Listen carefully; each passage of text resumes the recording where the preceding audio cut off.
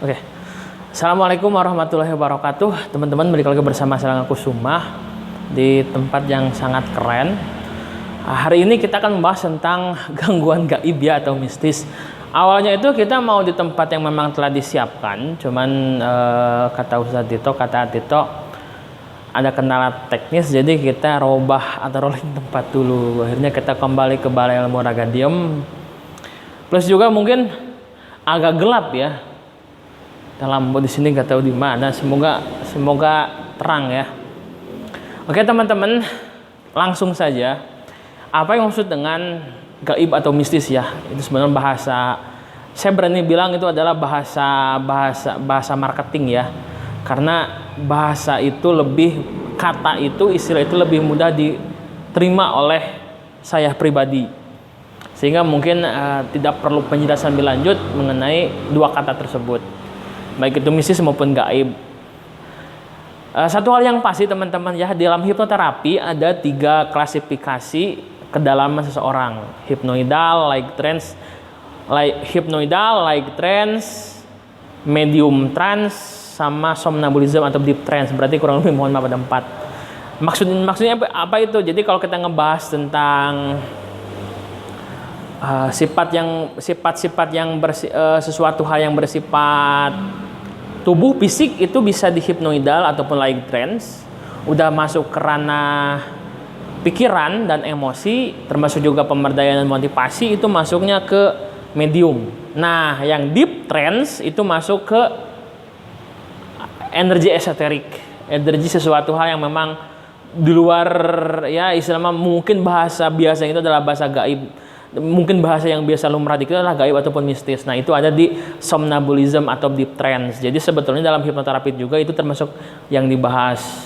Jadi dalam teknik menanganinya itu termasuk teknik yang dalam juga, sampai ke tahap deep trance. Dalam prosesnya itu kita dalamkan atau deepening atau pendalaman seorang klien hingga mencapai deep trance. Efeknya apa? Oh ya, teman-teman, kita bicara yang biasa kita terjadi di masyarakat ya, di saya pribadi ya. Pertama itu ketika kita menghadapi seorang, umumnya ya, yang saya tahu adalah mata melotot. Ciri-cirinya ya, kalau kita udah masuk ke konteks kasus, cirinya mata melotot, intonasi suara, kemudian dan lain itu berubah.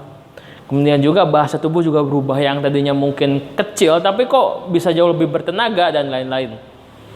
Dan mungkin nanti juga kita bahas kenapa hanya untuk orang-orang tertentu, kenapa nggak semua orang. Itu termasuk juga masih dalam ranah hipnosis. Jadi kita akan sama belajar tentang hal tersebut.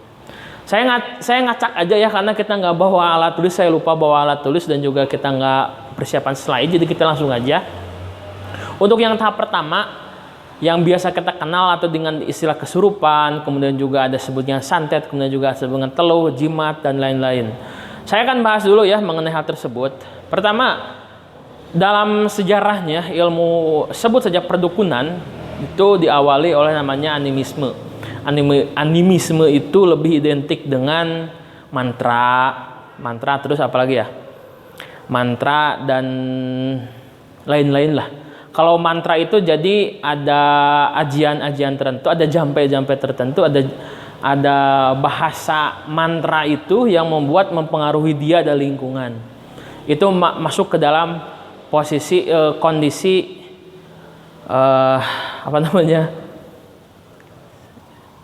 animisme, dan masuk ke ranah, bukan ke ranah, ke fase dinamisme. Kalau dinamisme itu lebih kepada kebendaan, jimat, kemudian juga apalagi ya, susu, kemudian dan lain-lain. Itu fasenya ya. Kalau mantra itu tetap ada pantangan. Nah, tapi kalau udah masuk ke dinamisme itu kalau mantra itu ada ujiannya ya, ada proses untuk mencapai tujuannya. Tapi kalau kita bicara dinamisme itu, ini bedanya gini ya. Animisme, dinamisme, dan esoterik.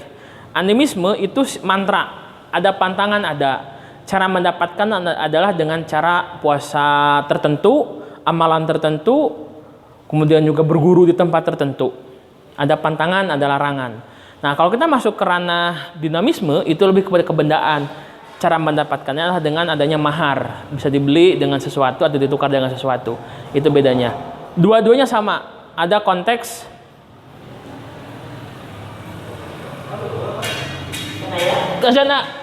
ada konteks yang dinamakan dengan mahar ya. Maharnya. Kemudian juga siapa? Adam, halo Ra. Hari ini juga kita kedatangan tamu teman-teman, jadi kita nggak ngobrol sendiri ya. Ada Adam juga. Ada dia. Animisme, dinamisme hingga masuk ke esoterik. Jadi semoga teman-teman bisa menyimpulkan sendiri ya. Tapi kalau kita masuk ke ranah esoterik, itu lebih kepada diisi, dititipkan, kemudian boleh dia. Sarang teh eti nyadira welcome homa welcome wilujeng sumping itulah nggak teh pondok kabelnya, jadi otomatis kegorowokannya langsung seperti ini. Teman-teman, saya ucapkan selamat datang buat Adam. Jadi supaya tidak ngomong sendiri ya, sekarang ditemani oleh kakak saya, guru saya Adam. Nanti juga mungkin kita bisa ngobrol bareng, cuman mungkin aduh minusnya ini mic-nya cuma ada satu, lupa bawa splitter itu yang gede, jadi ya begitulah. Kita lanjutkan ngomong sendiri, tapi seperti biasa Adam itu orang yang pemerhati yang luar biasa. Jadi kita akan tunggu reaksi beliau tentang nanti apa yang saya sampaikan. Kalau memang ada yang keliru, emutan lah nggak? Siap, thank you teman-teman. Kita lanjutkan animisme, dinamisme, dan esoterik.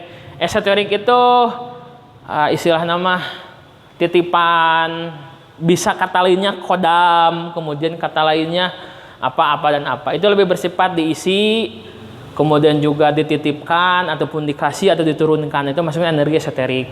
Nah, kalau hipno itu ranahnya sangat berbeda, karena hipno itu lebih kepada pembelajar. Kita belajar, kita praktek, kita mempunyai perkembangan ilmu yang baru. Jadi antara dukun, hipno itu secara apapun itu sangat berbeda.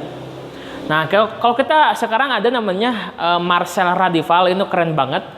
Secara usia dia itu sangat lebih muda dibanding saya, tapi saya suka dengan beliau, prestasinya sangat luar biasa. Jadi dia itu membuat konten tentang membongkar praktek-praktek oknum perdukunan. Jadi yang mana itu sering terjadi antara kita, yang harusnya itu adalah alat sulap, tapi digunakan untuk kepentingan ya bisa sebut dengan menipu dan lain-lain. Karena beberapa oknum yang melakukan hal tersebut. Dan itu semua sudah dipraktekkan oleh Adam. Jadi nanti kita tunggu bagaimana beliau mempraktekkan teknik-teknik yang mungkin bisa dijelaskan secara logis, yang sering kita temukan bahwa ternyata itu magis, padahal itu logis. Jadi kita itu masih terpukau, belum bisa membedakan antara pertunjukan hiburan dan juga pertunjukan istilah nama apa ya, dukun ya. Jadi masih sering disalah fungsikan, sering disalahgunakan, sehingga membuat banyak orang yang merasa tertipu oleh oknum-oknum dukun itu. Nah, itu masuk ke ranah yang sering terjadi antara kita. Nah, karena kita masih karena saya masih percaya dengan budaya dan juga dengan nanti kita masuk ke ranah agama. Sebetulnya dua konsep itu menjadi salah satu bagian dari jalan hidup saya. Artinya secara agama saya harus mengikuti, secara kultur juga harus mengikuti, karena saya gak bisa lepas dari budaya. Dan di budaya saya itu adalah seperti itu. Jadi kita masih mungkin awal mulanya itu benar ya. Awal mulanya itu mungkin benar, cuman dikarenakan perubahan dan juga oknum-oknum, sehingga hal-hal tersebut menjadi rancu, menjadi disalahgunakan dan menjadi bahan kebohongan dan juga bahan penipuan. Itu yang sangat saya sesalkan. Artinya apa? Dari mulai Semar Mesem, musik kuning dan lain-lain. Mungkin dulunya itu ada. Mungkin dulunya itu fungsi. Namun dikarenakan dengan adanya perkembangan zaman, lebih mudah dipalsukan, lebih mudah dibuat, sehingga muncul banyak turunannya yang dibuat secara pabrik, dari mulai mungkin ada pecahan uang Soekarno dan lain, yang ternyata memang semua itu dibongkar oleh Marcel. Itu semua adalah praktek sulap sebetulnya mah, cuman memang disalahgunakan menjadi bahan untuk bisa mempengaruhi buruk orang lain. Ya, teman-teman silakan langsung aja ke channel Marcel Radival, dari mulai membahas juga tenaga dalam, tenaga metafisik, kemudian juga membahas tentang alat-alat sulap yang dipakai untuk dukun berkedok agama dan berkedok budaya juga. Ya teman-teman silakan pantau terus channel-channel video-video dari beliau. Oke, kita lanjut ya. Kita masuk kepada yang dinamakan dengan akibat ya, atau mungkin juga efek dari yang namanya dukun ataupun mistis ataupun gaib ya. Dalam bahasa saya itu disebut dengan persepsi. Jadi sebetulnya kita itu hidup dalam sebuah persepsi. Kalau saya, mohon maaf, kalau di lembur saya ada meninggal lebih dari 3 atau 4 orang, 5 orang dalam kurun waktu mungkin beda 3 hari, 4 hari ataupun beda seminggu, dan itu nurui, itu suka diadakan hajat lembur. Nah itu semua di saya itu masih ada di tempat saya itu kita adakan makan-makan bersama, dan itu adat kebiasaan yang dibawa dari tahun 50-an hingga sekarang. Sampai sekarang pun adat makan bersama setiap setahun sekali itu. Kalau dulu memang hanya sekali pada setelah ada kejadian, sekarang mah hampir setiap tahun ya merayakan kemerdekaan Indonesia itu diadakan makan atau buat ram di sepanjang jalan gang kita tutup, kita makan-makan di sana. Dan itu sudah terjadi dari tahun 50 hingga sekarang. Itu persepsi. Apakah logis atau tidak logis? Kita belum bisa buktikan. Apakah itu benar atau salah? Kita belum bisa buktikan. Karena apa? Itu memang persepsi yang dibangun dari mulai awal hingga sekarang. Itu persepsi ya. Kemudian, kalau ada cermin pecah. Nah, kalau ada cermin pecah itu, bukan cermin ya, foto cermin pecah. Itu kita sudah ditanamkan persepsi bahwa akan ada terjadi musibah kepada orang yang foto cerminnya pecah itu dari mulai sinetron. Jadi dari dulu itu saya pernah nonton sinetron yang mana kalau ada foto figura pecah, tiba-tiba seperti apa. Nah itu sebetulnya persepsi yang ditanamkan oleh suatu adat kebiasaan dibawa ke ranah media massa sehingga menjadi persepsi banyak orang. Ada lagi contoh mengenai persepsi mistis yang sering kita rasakan dalam kehidupan sehari-hari ya. Siap. Nanti kita diskusi di belakang layar dengan Adam. Adam ini guru saya, ini kakak saya, mentor saya juga. Beliau seorang pembelajar, pemerhati luar biasa. Ini jarang loh kita secara usia beliau lebih senior. Tapi secara ilmu, secara pengalaman beliau sangat luar biasa. Plus juga sekarang beliau menekuni EFT, kemudian juga apalagi ya? TCM dan lain-lainnya. Teman-teman yang ingin belajar TCM, EFT, kemudian juga THT-nya juga istrinya di Bekam Kecantikan, nanti bisa hubungi THT dan juga Adam. Untuk kontak nanti saya cantumkan di deskripsi. Jadi teman-teman, apa yang kita rasakan sekarang itu adalah persepsi dari lingkungan, atau dalam materi belakang itu namanya nurture. Karena kita lingkungannya adalah lingkungan, kalau di saya itu adalah lingkungannya seperti itu, maka akan membentuk diri kita yang seperti itu juga. Gak ada perubahan yang betul-betul bisa berubah karena kita udah ada hidup dalam persepsi. Kemudian juga kalau kita menemukan menyan geguletukan di depan rumah, terlepas dari itu niatnya apa, terlepas dari itu benar atau tidak, cuman persepsi kita kalau ada menyan geguletukan di depan rumah kita, itu kita anggap udah hal sial, wah ini mah udah guna-guna, udah kemana-mana lah, persepsi kita udah dibuka liar. Jadi kalau kita melihat persepsi liar itu, maka efeknya akan mempengaruhi kepada fisik kita, mental kita, emosi kita, dan juga itu akan berpengaruh buruk kepada bagaimana cara sikap kita kepada lingkungan. Mungkin saja ada orang belanja menyan untuk dipakai aromaterapi, jatuh dari motornya, ada di rumah kita, itu bisa saja terjadi. Nah, plus juga nih ada saya pernah mengalami kejadian unik lucu nih. Saya kan tinggal sendiri, kemudian ada teman yang kalau misalnya kan airnya itu nggak stabil setiap malam ya, hanya beberapa waktu sekali. Jadi kalau misalnya nyala air dibuka ke, namun udah penuh tutup ke. Nah itu memang udah biasa seperti itu. Satu kesempatan ketika saya bangun tidur, saya melihat ada rambut panjangnya ada sejengkal. Berarti kan kalau sejengkal itu kan itu bukan rambut saya. Itu rambut apa coba? Itu saya sudah berpersepsi jelek. Karena apa? Karena kita dulu itu diidentikan bahwa kalau mendengar suara orang nyapu tiap malam itu katanya itu rambut kuntilanak, kemudian dan lain-lain. Itu kan sebenarnya persepsi yang kita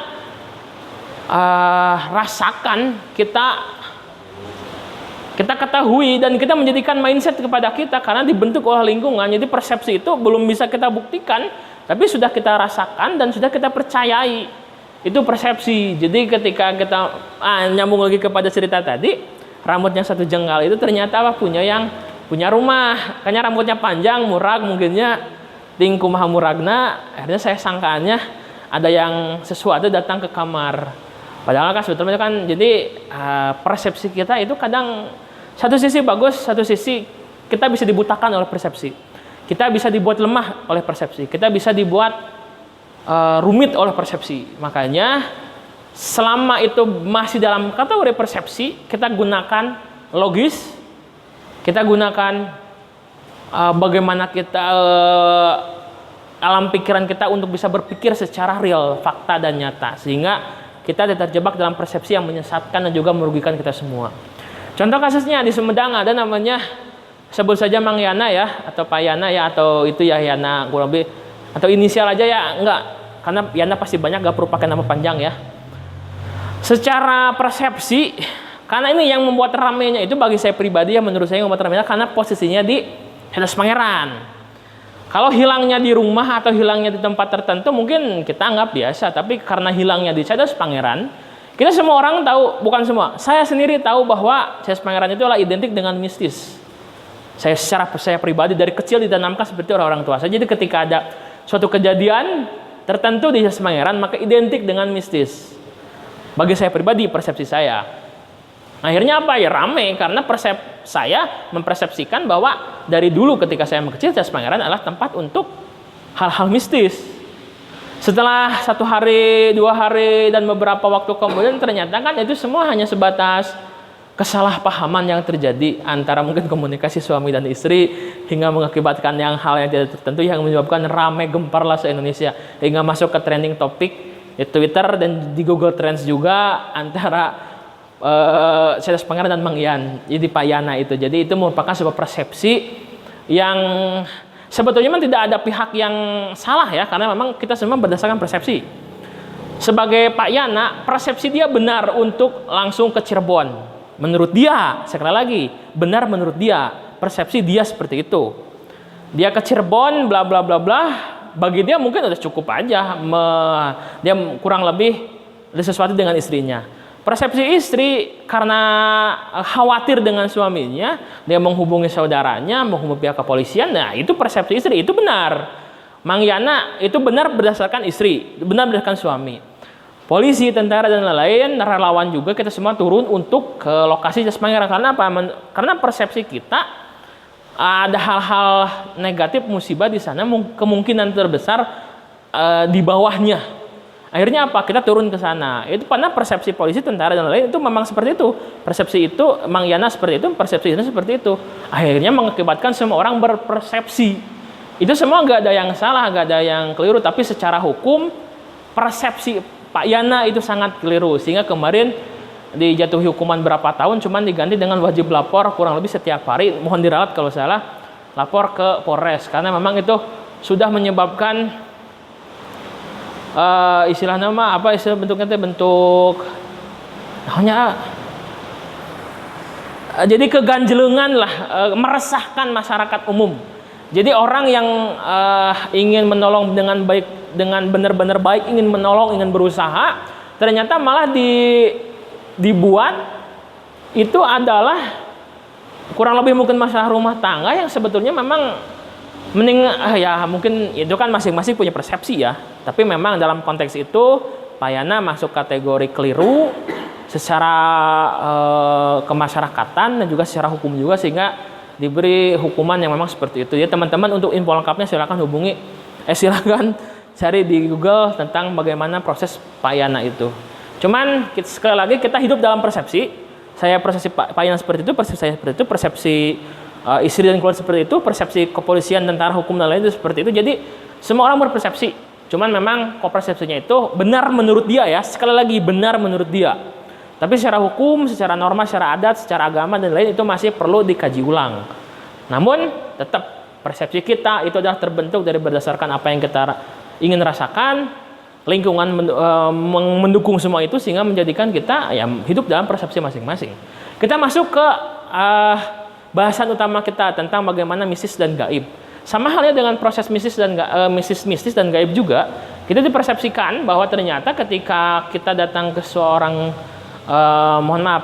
orang pintar mungkin ya, kemudian kita percaya, kita yakin, kadang ada omongan yang benar, kadang yang ada meleset. Kalau benar mungkin karena memang benar, kalau yang salah mungkin karena alasan tertentu. Nah, itu yang disebut dengan persepsi juga sebetulnya. Kita meyakini orang pintar, kita meyakini seseorang, itu termasuk persepsi juga. Jadi kita itu dibuat lelah, dibuat semangat, dibuat kuat, dibuat lemah oleh persepsi. Nah, sama halnya dengan konteks mistis dan gaib. Sebenarnya ini ternyata nggak logis gitu. Contoh kasusnya, kita lagi beres-beres di rumah, masuk ke contoh yang tadi ya, ketika menemukan ada satu menyan, ya ternyata bukan menyan, mungkin apalah gitu. Cuman kita karena udah berpikirnya manteng, udah berpikirnya liar, sehingga kita beranggapan bahwa ternyata mungkin ada saingan bisnis yang ingin mencelakai kita, apalagi saingan tetangga mungkin yang tidak menyukai kita. Padahal kan mungkin aja orang yang beli menyan, pakai motor, menyannya jatuh, gelinding ke rumah kita, bisa aja terjadi. Cuma dikarenakan orang persepsi orang suka mana wae, mental orang terganggu, fisik orang terganggu, waktu orang terganggu, sehingga orang pun akan bereaksi, berubah. Yang awalnya mungkin menerima, maka kita akan bereaksi untuk bisa melawan. Akhirnya apa? Mungkin saja dalam kasus itu orang yang merasa dirugikan itu dia pulang ke rumah, mungkin dia menghubungi keluarganya, menghubungi orang pintar tertentu, hingga menyampaikan keluh kesahnya, diberi sesuatu, dan dia merasa pede untuk bisa bertahan dari serangan-serangan gaib mungkin ya. Padahal sebetulnya gak ada serangan gaib, gak ada terjadinya gaib, gak ada, karena kita hanya dibuat takut oleh sesuatu hal yang tidak ada. Jadi persepsi, ketakutan, cinta, benci, marah, dan lain-lain, itu bisa kita buat. Kita bisa tanamkan, kita bisa salurkan, kita bisa kembangkan. Jadi kalau oleh orang tua kita ditanamkan benci kepada seseorang, tanpa ada alasan yang logis pun kita bisa benci kepada orang tersebut. Kalau cinta, kalau orang tua menanamkan rasa cinta kepada sesuatu, dan kita juga bisa mencintai tanpa logis. Jadi sebenarnya persepsi, ketakutan, dan sebagainya itu adalah persepsi yang memang ada dalam lingkungan kita. Kembali lagi ke konteks mistis dan gaib, sebetulnya kalau saya berargumen ya teman-teman, apapun itu selama itu masih bisa logis, wajib kita logis, karena kita nggak tahu realnya seperti apa. Cuman kalau memang itu udah masuk ke ranah yang betul-betul mistis atau energi esoterik, itu berarti ada pihak lain yang memang perlu kita libatkan. Apakah itu mungkin dari orang pintar yang memang betul-betul orang pintar, kemudian juga ada juga ruqyah dan lain-lain. Jadi itu betul-betul bisa mengimbangi, artinya. Tapi itu sekali lagi, kalau memang masih bisa logis, kita logis, no mistis. Kalau masih bisa logis, kita logis, no mistis. Jadi hanya sebatas itu yang ingin saya sampaikan. Cuma mungkin karena nggak tulis ya, jadi kita acak kemana saja. Cuman yang jelas kita terbuai, kita dipersepsikan sesuatu, padahal kita sendiri belum membuktikan itu benar ataupun salah. Oke teman-teman, terima kasih telah menyaksikan video pada hari ini. Semoga bisa memberikan sedikit tambahan informasi bagi teman-teman semua. Saya tutup. Wabillahi taufiq. Assalamualaikum warahmatullahi wabarakatuh.